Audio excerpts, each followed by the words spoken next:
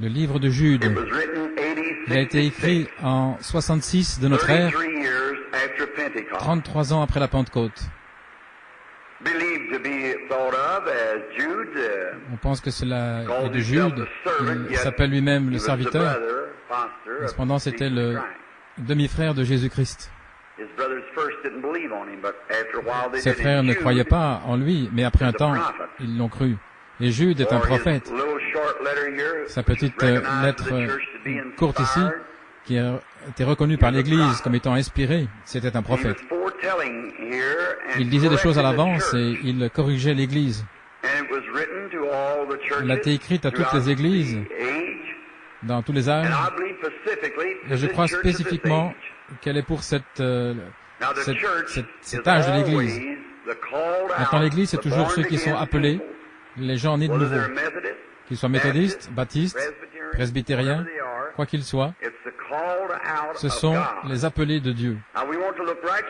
Maintenant, nous voulons regarder directement dans sa parole et lire une portion ici et voir ce qu'il veut dire, comment il va parler à notre cœur.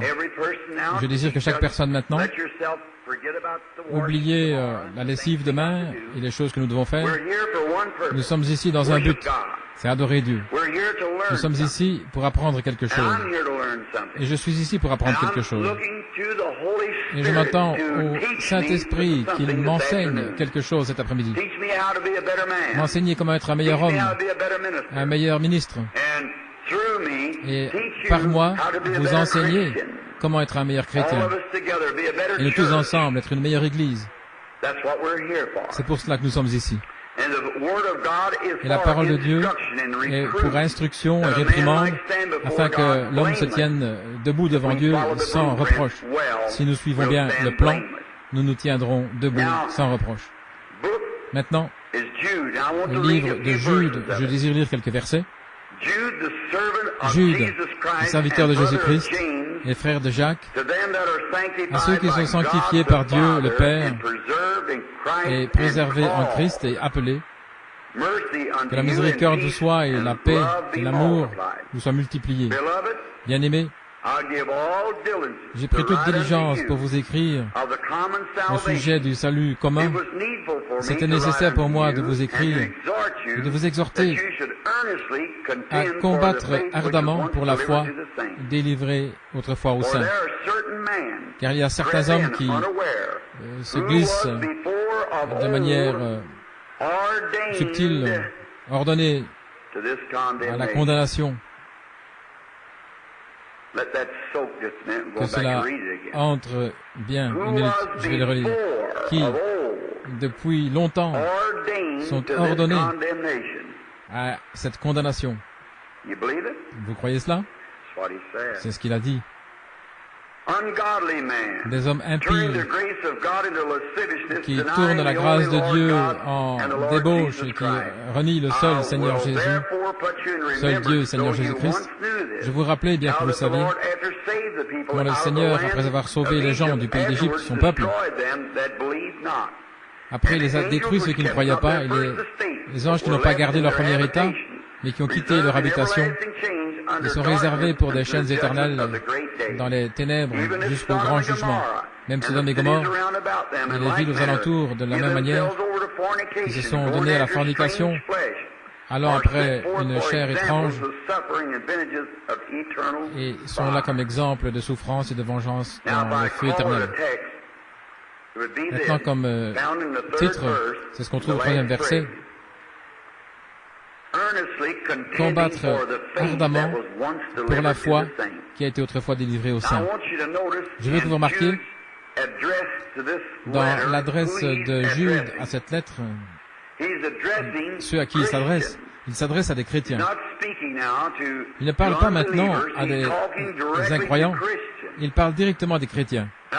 Maintenant, remarquez, Jude, le serviteur de Jésus-Christ et frère de Jacques, à ceux qui sont sanctifiés, ce n'est pas au monde, à ceux qui sont sanctifiés en Dieu, le Père, préservés en Jésus-Christ et appelés. Il s'adresse à l'Église et leur dit, ceux qui sont sanctifiés en Dieu, préservés en Christ et appelés. Maintenant, il a dit, vous êtes les gens à qui je parle, afin que vous combattiez ardemment pour la foi qui a été autrefois délivrée aux saints. Ce n'est pas une foi qui a été délivrée, mais la foi qui a été délivrée. Avez-vous remarqué? La foi qui a été autrefois délivrée aux saints. Pas simplement une foi. Les gens disent, c'est contre ma foi. Il n'y a qu'une seule foi. Une seule foi. Un seul Seigneur, un seul Dieu, un seul baptême, une seule foi, une seule doctrine. Maintenant, les gens disent, j'ai une foi, je vais dans mon église. Eh bien, ce n'est pas de ça que Jude parle. Il parle ici aux gens qui doivent combattre pour la foi qui a été autrefois délivrée aux saints. Maintenant, la seule manière de savoir, si nous pouvons découvrir ce qu'est la foi, alors nous pourrons combattre ardemment pour cette foi-là. N'est-ce pas vrai? La foi. La foi qui a été autrefois délivrée aux saints.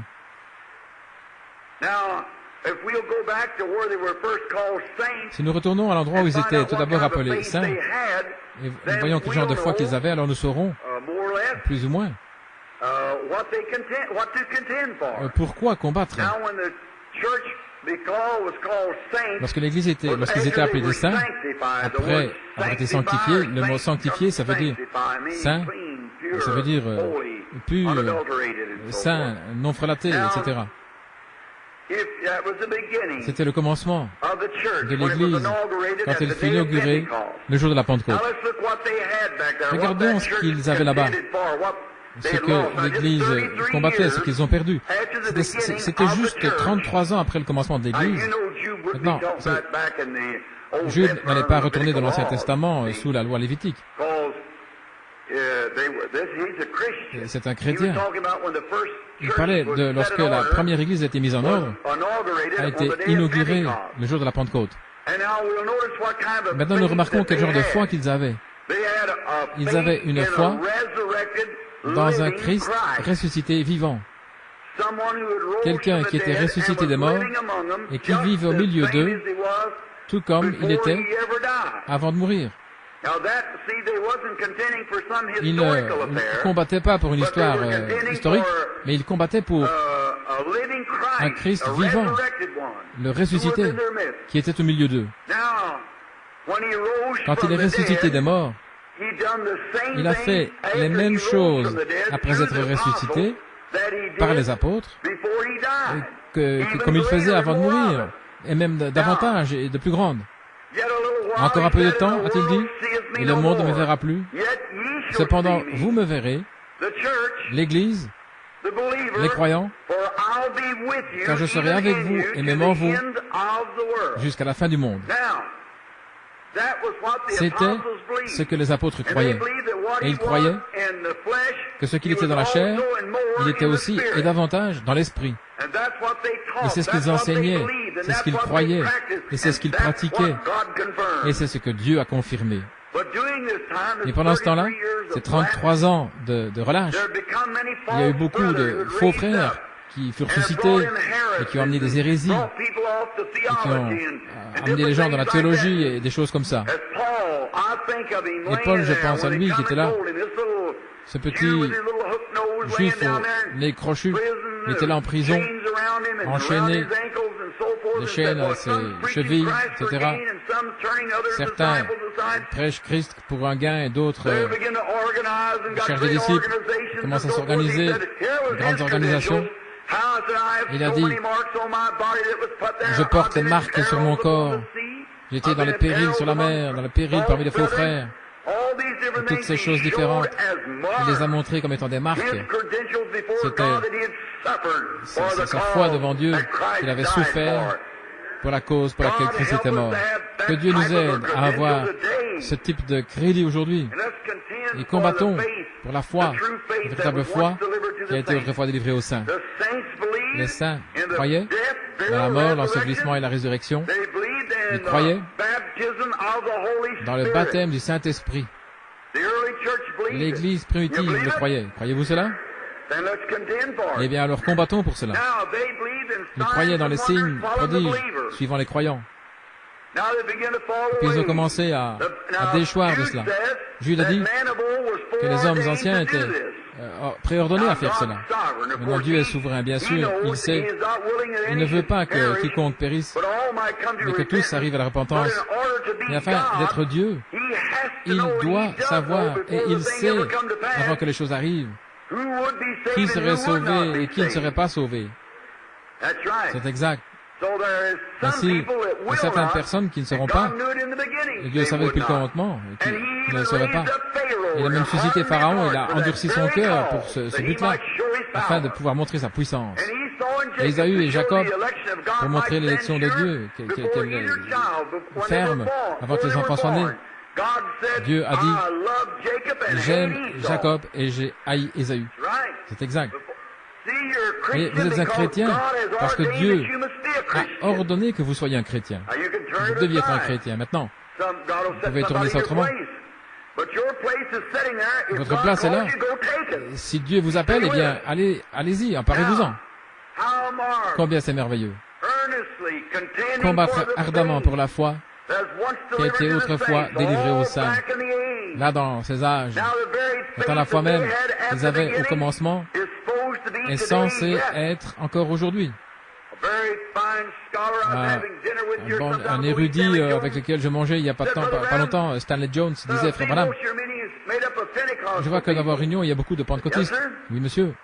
Et il a dit, pourquoi? Ce sont ceux qui croient.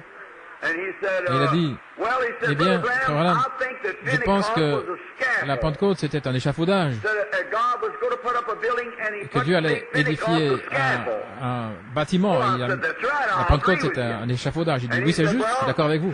Il a dit, après que le travail d'échafaudage est terminé, nous n'avons plus besoin d'échafaudage. Mais j'ai dit, mais le travail d'échafaudage n'est pas encore terminé. Quand le bâtiment sera terminé, alors Dieu enlèvera. Mais nous avons encore besoin, nous avons besoin de n'importe quelle échelle, de n'importe quelle pierre sur laquelle marcher pour avancer. Nous avons besoin de tout. Jusqu'à ce que cet évangile soit prêché à toutes les langues, les nations, alors Jésus reviendra. Maintenant, nous avons beaucoup de tracts de théologie partout dans le monde, mais l'évangile, ce n'est pas la Bible tout entière. La Bible dit, ce n'est pas complètement ça, il dit que l'évangile n'est pas venu à nous seulement en parole, mais en démonstration et puissance, démonstration du Saint-Esprit. Jésus a dit, allez dans le monde entier, prêcher l'évangile à chaque créature. Il voulait dire, allez dans le monde et démontrer la puissance de Dieu à chaque création, chaque créature. Afin de prêcher l'évangile, afin de pouvoir prêcher l'évangile, vous devez avoir la puissance et la démonstration du Saint-Esprit pour prouver l'évangile. La lettre tue, la parole, la lettre tue, l'esprit donne la vie. Donc ce n'est pas quelque chose de rituel, mais c'est absolument une réalité réelle, vivante, de la résurrection de Jésus-Christ vivant parmi les hommes. Et c'est ça la foi.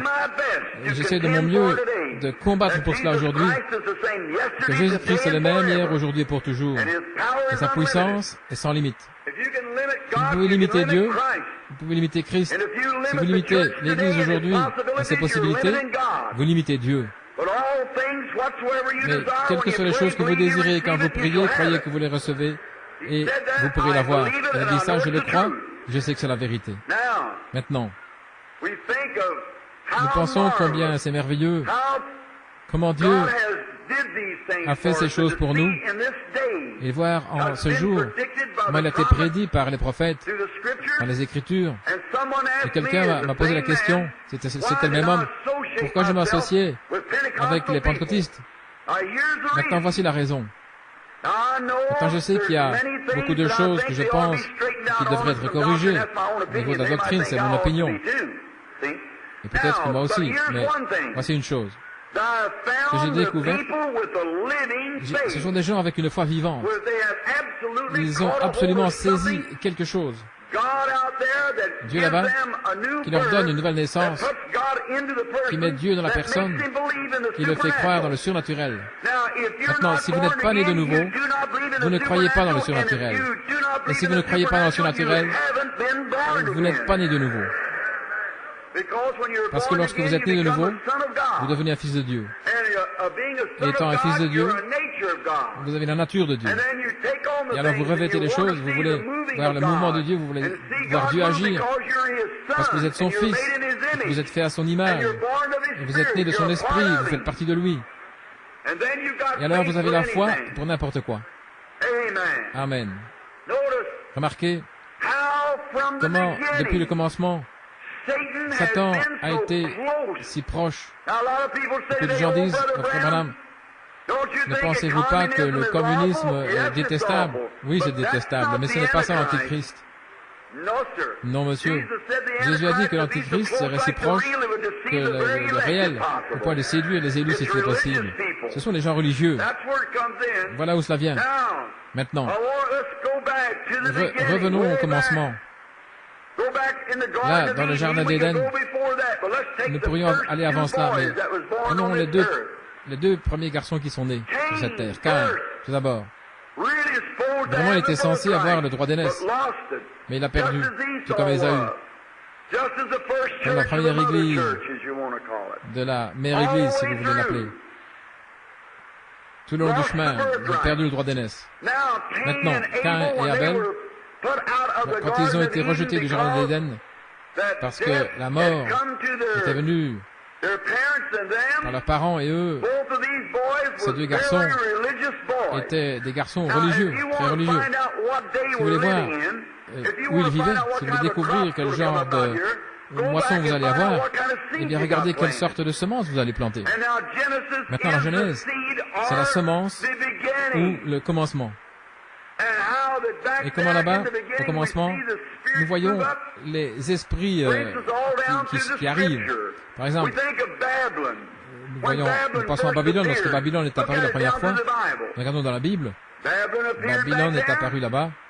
Vous savez, Nimrod a construit Babylone. D'abord, Babylone s'appelait la porte du ciel. Et puis, elle fut appelée la confusion. Et c'est là où l'idolâtrie a commencé. Nimrod était un fils de Cam, et ça vient d'un fils de Caïn. Regardez ces semences, comme elles arrivent. Regardez ce qu'elles portent, leurs actions. Et maintenant, nous sommes directement au-dessus des cieux. La moisson a grandi. Oh, j'espère que cela entre profondément maintenant, afin de pouvoir avoir une fondation. Voyons quelque chose qui est en train d'arriver maintenant. Là, au fond, il y a la semence. Et regardez ce qui va arriver ici au-dessus. Regardez où se trouve la semence. Regardez ce que c'est. Maintenant, Caïn et Abel étaient tous les deux des hommes très religieux. Et l'un d'eux était le type de Christ, et l'autre était l'Antichrist. Caïn était juste aussi religieux qu'Abel. Amen. Regardez, remarquez-le. Bien souvent, vous remarquez, regardez ici, comme Caïn a tué Abel à l'autel, de même, Judas a tué Jésus à l'autel. Caïn et Abel étaient un type de Judas et de Jésus. Tout le long, vous avez le pour et le contre. Regardez l'arche. Dans l'arche, il y avait la colombe et il y avait le corbeau. Tous les deux étaient là, dans l'arche. Ils nidifiaient là, ensemble. Et là, tous les deux pouvaient voler. Tous les deux, c'était des oiseaux. Et si vous remarquez, c'était leur nourriture. Quand ils ont libéré le corbeau, ils pouvaient voler d'une carcasse morte à une autre carcasse et manger et être satisfaits. Mais la colombe ne pouvait pas trouver de repos pour ses pieds. Une colombe n'a pas de bile. Elle ne pourrait pas digérer cela. Quel beau type de l'Église. Un homme disait, eh bien, je suis un chrétien et je peux faire ce que je veux. Et frère, ça montre simplement. L'homme est connu par ses œuvres, vos fruits témoignent de ce que vous êtes. Et ce vieux corbeau pouvait passer d'un corps à un autre, manger des carcasses mortes, et être satisfait, mais la colombe ne pouvait pas trouver de repos pour la plante de ses pieds. Et elle est retournée à la maison. Et un homme qui est né de nouveau, vous pourriez rétrograder, tomber, mais si vous êtes né de Dieu, vous allez revenir dans l'arche aussi sûr que n'importe quoi. L'Église du Dieu vivant devra avancer vers l'arche. Vous n'avez pas de bile. Dieu a tout pris, a purifié, vous a purifié, a fait de vous une nouvelle créature en Christ Jésus.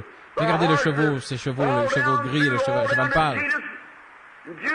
Voyons jusqu'à Jésus et Judas. Lorsque Jésus est venu sur la scène, Judas est venu sur la scène. C'était des frères dans la même église. L'un était pasteur et l'autre le trésorier. Et regardez, certains ne voient seulement 3 croix à Golgotha, mais il y en avait 4. Il y avait un voleur d'un côté, un voleur de l'autre côté, et Jésus au milieu. Et maudit est celui qui est suspendu à l'arbre. Et Jésus a été fait malédiction, pendu à un arbre, et Judas s'est pendu lui-même à un sycomore, ce qui était une croix comme les restes des autres. Et voilà, il était le Fils de Dieu, qui est descendu du palais de la gloire, du palais d'ivoire de Dieu, qui fait chair, il a demeuré parmi nous. Et là, Judas était là, le fils de perdition, venant de l'enfer, retournant en enfer. Dieu dans la chair, venant du ciel, retournant au ciel. Donc il y avait un voleur d'un côté qui a dit, Seigneur, souviens-toi de moi quand tu viendras dans ton royaume. Regardez l'autre. Si, une question, si tu es un fils de Dieu, si, voyez, c'est le prédicateur de l'évangile qui prêche là